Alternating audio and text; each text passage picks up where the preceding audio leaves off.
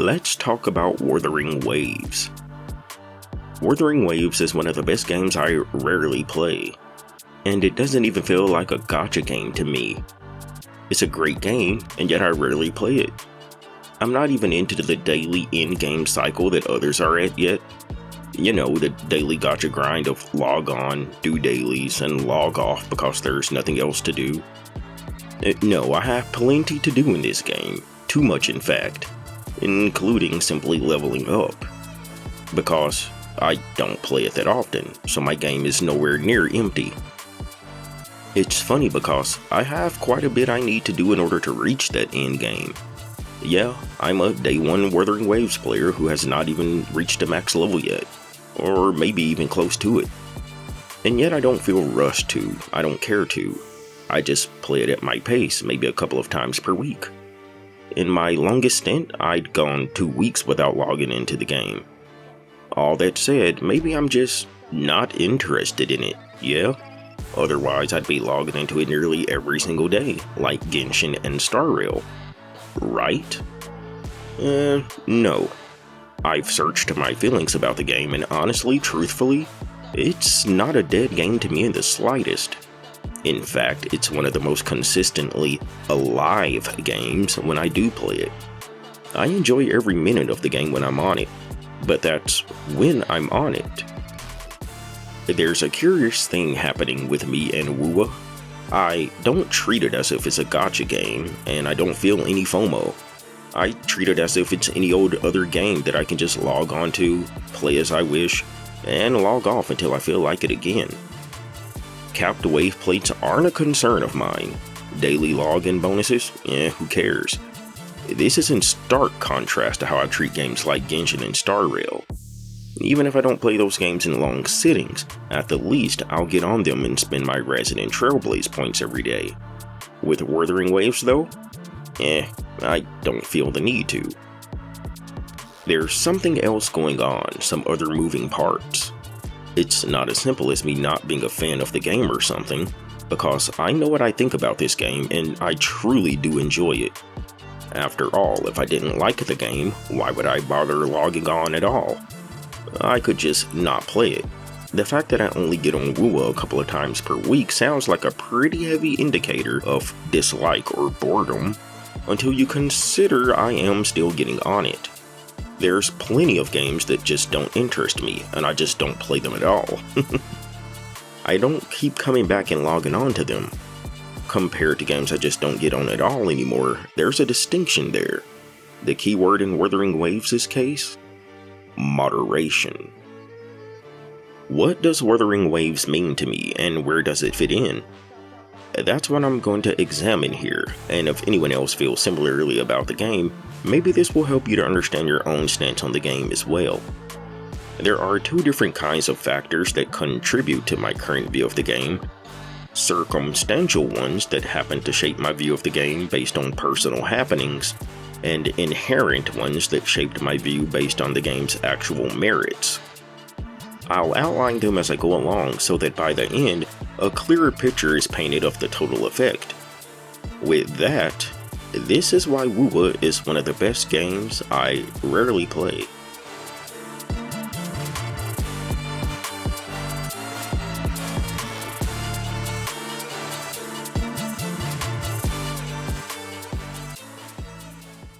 I can consider myself to be a player of a game without actively playing it. I haven't logged into League of Legends in weeks, and yet I still consider myself a League player. I won't even have a rank this season, but if someone asked, "Do you play League of Legends?" my hiatus from the game would be of zero consideration. I'd answer with a resounding, "Yes, I play League." There's a threshold to where that turns from a yes to not anymore, but I haven't reached that threshold yet, and it's been weeks since I've seriously played the game. It's kind of like if someone asked me, "Do you make tunes?" It's been like a couple of months since I've opened up the audio lab and created a tune, but I'm gonna say yes to the question because I still consider myself to have a strong interest in doing it. It's with a similar lens that I view Wuthering Waves, especially since we're not even talking about months or weeks without playing it, just days. For multiple reasons, I find myself not logging onto the game every day, but rather every weekend or something. But that's not how I intended it to be when the game launched. I expected to be a daily player, but circumstances changed my outlook on the game, and honestly, it might be for the best in hindsight. I'll explain though. To start, there were horrible launch issues I had with the game. From the start, it trained me not to log in every day, because half of the time I literally couldn't. Login crashes, in-game crashes within 2 or 3 minutes of playing. I'd gotten the Battle Pass and daily subscription, but only got halfway through the Battle Pass and lost probably 2/3 of my daily logins, if not more. In my frustration, I even posted on the YouTube community tab a few times about how bad it was. It was essentially a coin toss on whether it would launch for me on any given day, and if not, I'd just open Genshin or Honkai Star Rail and play those rather than do all the game patching and client repairs. I have to say, this was probably the #1 contributor early on to me not treating Wuthering Waves like a daily gacha. I wanted to be on the game every day, and yet I couldn't, and after a while I stopped caring to. If I randomly tried to log on and it worked, great. If not, I just immediately closed the client and did something else. Well, I ended up fixing that issue eventually. I found out that running the game from my external solid-state drive was a huge problem. After installing Wuthering Waves to my internal solid-state drive, the crashes disappeared. It hasn't crashed one day since then, and I expected to start playing it daily, but that still hasn't happened. The brain training from the earliest days of the game has lingered, and I think that's remarkable. How different would my WuWa habits be if I'd been able to immerse myself as strongly as I wanted to from the start? Only by technical difficulty was I not able to, and yet after the technical difficulty was resolved, a creeping habit never formed. Circumstantial, but absolutely a brain training factor that I think speaks volumes for habitual gaming. When left with no restrictions, it's very easy for someone to surrender themselves to an activity, be it a game or otherwise. But with forced moderation, maybe one is able to subconsciously train themselves to think differently, even once the guardrails are removed. See, at first missing days of Wuthering Waves logins was painful to my soul. Knowing I was missing my login bonuses, my battle pass wasn't going to finish, knowing I'm missing astrites, knowing I'm just missing the experience as a whole. But as time went on, another realization set in. The realization that missing these things was not the end of the world. My days still went on. I was still alive. I was okay. And it's not like the game went anywhere. It was still there. Of course, with some valuables lost to time, but the game did still exist. Once I could get into the game consistently, these realizations didn't just go away. After learning that you'll live if you can't do something every day, it shatters the illusion that you need to. I've taught myself that lesson with multiple games and have to continuously remind myself of it. I've even learned that lesson in Genshin. I've taken a couple of long breaks from it, but I was only able to do so after learning that it's not the end of the world to step back from it. The only difference here is that I had to learn that lesson from day one in Wuthering Waves. But as a result, my entire view of the game has shifted. Now it's just a regular game to me, because that's all I've been able to treat it as since day one. That's all I've ever known it to be. And that's cool if anything. That is the circumstantial factor I mentioned earlier. None of that has anything to do with the game design itself. It's all a personal account. Circumstance. Had the game operated smoothly for me the opening 2 patches of the game, I'd have treated it differently and might have a completely different outlook. But circumstance dictated otherwise. However, that's not the only reason I don't treat WuWa like the daily game it's intended to be. There are some others. Inherent reasons. The overall early generosity and forgiveness of the game, coupled with its built-in generosity, leaves me feeling not as pressed to scrape the bottom of the barrel. the game still has an atrociously expensive economy, don't get me wrong, but it's more forgiving than either Genshin or HSR. Standard 5-star characters and weapons are separated on banners, which feels nice and lets you more comfortably aim for specific goals. Limited 5 stars are guaranteed to hold 10 points cheaper than the Hoyoverse games, and limited 5-star weapons are 100% guaranteed. It's not a matter of will you get the weapon, it's simply a matter of how soon. But even if you go to max, which would be tragic, it's still half of what you could go into other games. Every 10 pull, and indeed every pull in general, feels like a realistic shot at getting the weapon. Because it is. Everyone's mileage will vary here, but for me, what this adds up to is a system in which I don't feel as pressed to get every little thing in the game. Don't get me wrong, I still like to, but when I'm not feeling like playing the game, I can sleep just a little better than, say, skipping out on Genshin. It feels pretty bad to miss out on any Primo Gems in Genshin, which again, Wuthering Waves isn't exactly Santa Claus with its economy, but it is better with its economy. And this is one of those inherent factors I mentioned. I've missed out on a good number of asteroids and I just don't feel terrible about it. A little bad about it, but not terrible. And when coupled with the circumstantial factor of the game training me early on not to play it daily anyway, these two factors combined really come together to form a game I don't feel I have to grind all the time. I've missed entire events in Wuthering Waves and simply shrugged about it. And as someone who also does spend in these games, I also don't mind to put in a little bit to fill in the gaps. If I get a character, for instance, I'm much more likely to outright just buy the weapon. Same with Genshin, but filling in the gaps there with your wallet can go much deeper than WuWa, just on the weapon alone. I'm using a craftable weapon on my Kenichi in Genshin, all because I don't want to risk losing to a weapon I don't need. Which I've done it before, sure, even back when you could lose twice before getting the right weapon. But I try not to make a habit out of it. Here though, I have the weapon for every character I've ever pulled for, even if I had to pay for an extra 20 or so pulls just to reach it, because I know it's coming no matter what. In short, the game's economy gives me the leisure to not have to play it daily. I know many may be thinking that's crazy though, because I may pay to fill in the gaps.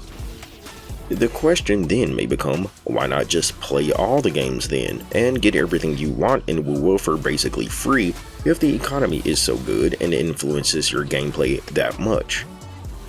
Glad you asked, because the next factors answer exactly that, and it's a mix of both circumstantial and inherent. This current AAA gacha space is flooded with expensive time sinks. And one that looks like it's becoming a trend is this open world gacha concept, solidified with Genshin. Now look, there's only 24 hours in a day, which means only so much time to play games in general. This combination of open world and gacha, it's very demanding for someone like me to keep up with. I have a job, I have other hobbies, I have a life. I can only spend so much time on these games. If the games were either just open world or just gacha, that would be different. If they were just open world, such as Breath of the Wild, then I could comfortably pick up the games and put them down as I want. Or if they were just gacha, without the open world aspect, then I could play them all daily, but not be expected to sink tons of time into exploring huge open worlds. That's why Honkai Star Rail so comfortably fits in my schedule. It's gacha, but you don't have to explore anything. If you get lost in HSR, you have some bigger issues. But with Genshin and WuWa, you have to actively run around a world and do stuff, and you're expected to do this daily, you know? Exploring is daunting in these games. The worlds aren't small, and the quests aren't short. Again, mileage may vary, but for me, something just has to give to make any of it possible. And I determined that something to be my time on WuWa. It wasn't a coin flip of which game to treat that way, but rather a decision born of all the factors involved. The early on brain training, the economy, the gacha aspect, the open world, all of it. I'm already constantly at the edge of content in Genshin pretty much, so why not just continue to treat it that way while treating Wuthering Waves as the game I play as I wish? There were already factors pointing me to do that anyway, right? I mean, the game already wouldn't let me play it as much as I wanted, so whatever then, just don't sweat it.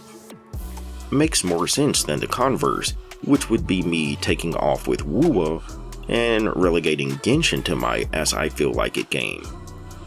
My account is already current in Genshin. Why begin to lag behind in story and builds and progress and all these other things? Just stay current there. Especially when adding that the game does make me feel like I need to milk as much out of it daily as possible. To a degree, Star Rail as well. Wuthering Waves? Less so. And it all comes down to one idea. Wuthering Waves started as a blank slate. As a blank slate, I was able to set the rules for engaging with it early on based on its inherent factors and circumstances. Less so with Genshin. That ship has sailed. That isn't to say I can't change my engagement with Genshin. I have before, with breaks from the game. Heck, I could technically quit Genshin even, but I like Genshin, so those aren't considerations. Since Genshin is part of my lineup and I have a long time working system with it, it's best not to disturb it. With Wuthering Waves, I more easily created my own rules, and as a result, it's this really cool game that I've learned to feel little FOMO about, despite its gacha nature. It's just a game. One of the best games I rarely play. I love WuWa. I do have motivation though to push my account to the in-game levels. I don't want to get extremely far behind the general population, so I do plan to spend more time on it, but at the same time I don't need to no-life it. You don't have to no-life a game to get worth out of a game. If you're entertained while you're on it, it's done its job. But if you're not entertained, you're no longer playing a game, you're performing a chore. I'm careful about letting WuWa turn into a chore. I've had to do that in Genshin before, taking breaks knowing full well I'm missing stuff, but I have this belief, this theory, that you're not truly missing out on anything if you're not wanting to be on it in the first place, or if your time is divided among other things. That idea itself lent itself to my time with HSR as well. You may not know, but I'm a day one registrant on that game, but I didn't start playing until the beginning of this year. I just got my first Kafka even. But even though I didn't play it, I never considered all the stuff I missed during the first months to be wasted. Why? Because I wasn't on the game in the first place. I spent those months playing and doing other things. Point is, it's well possible that I play WuWa more frequently down the road. I'm good at balancing my time. I don't let these games completely envelope me.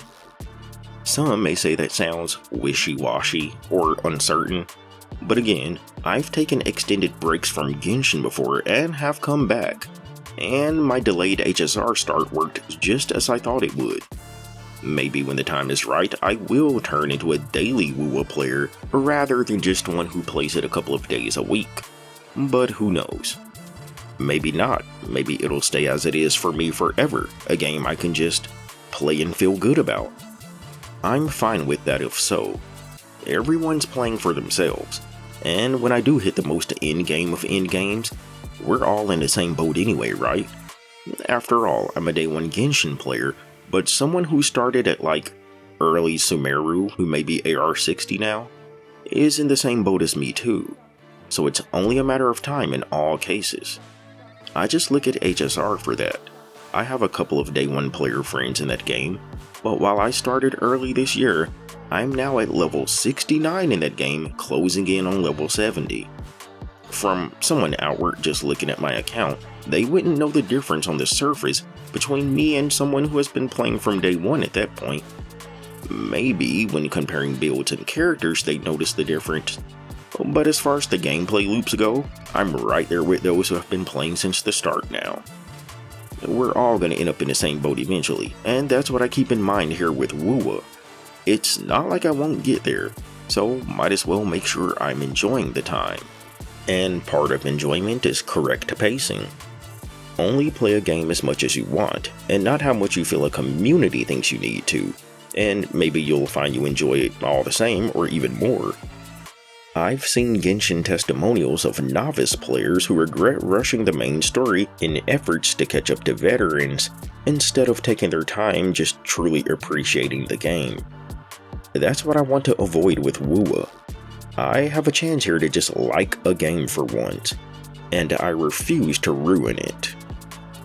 Wuthering Waves is in my lineup. That's what I can say. The more I examine it, the more I realize it's a mix of my own pacing, as well as not feeling like the game is demanding me to play it every day.